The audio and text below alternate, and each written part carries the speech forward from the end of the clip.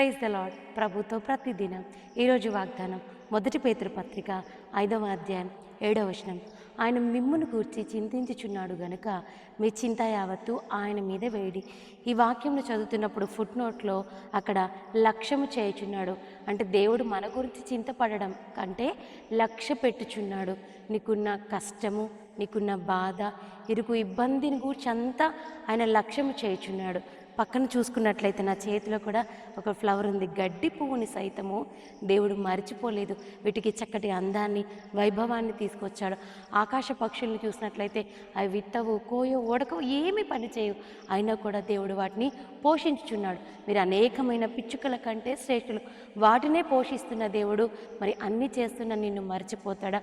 మర్చిపోడు, విడిచిపెట్టడు. కాబట్టి మరి కష్టాలను బట్టి కృంగిపోక, మరి కుమిలిపోక, మరి ప్రతి విషయంలో ప్రార్థనా విజ్ఞాపముల చేత దేవుని దగ్గరకు వచ్చినట్లయితే ప్రతి చింత నుండి, ప్రతి కష్టం నుండి, ప్రతి బాధ నుంచి దేవుడు విడిపించగలడు.